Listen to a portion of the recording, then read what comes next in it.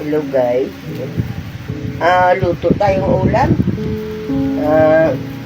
Gandang umaga sa iyo guys. So, luto tayo ng gulay.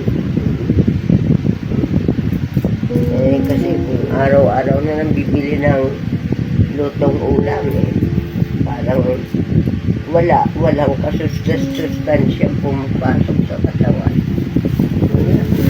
Tiyaga na lang magluto muna. Konting oras. Luto tayo ng ulam. Kasi siguro mas masarap. Luto ng ulam. Ito, kalahati na pwede naman bukas yung iba. Iba. O, kalahati ng okra. O, kalahati ng talong. Yung talong isa lang. 5 piso lang naman itong talong.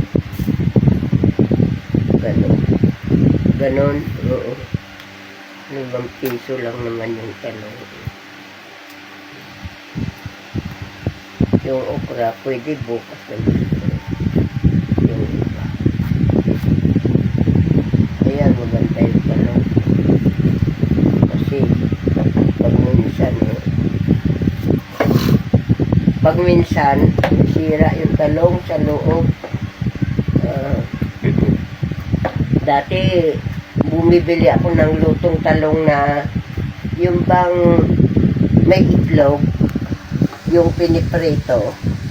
Hindi na ngayon ako bumibili, baka ako may uod yun. So, siyempre, didiretso na lang nila yung lagyan ng itlog. Baka iwan ko lang. Yun na kasi nasa isip ko Oo. Pero, siguro kung ako magluto. Kung ako magluto ng anong talong, anong tawag doon? Yung itlog. Talong na may na may itlog. Siguro ko ako magluto. Pwede siguro na ako lang magluto.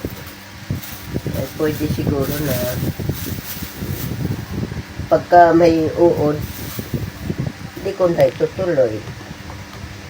Siyempre kung iba ganyan, kung hinayang silang itapon,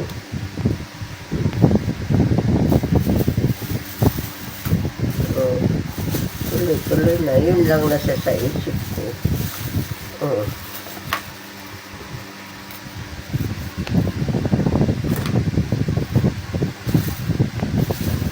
Tama na yun. Bukas naman itong iba.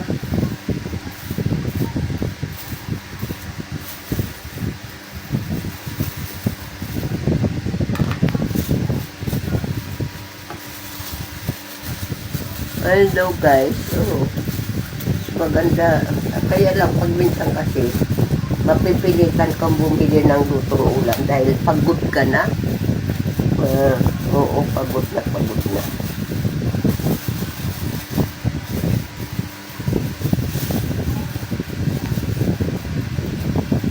Natali kong maili kasi naku, ito pa pala.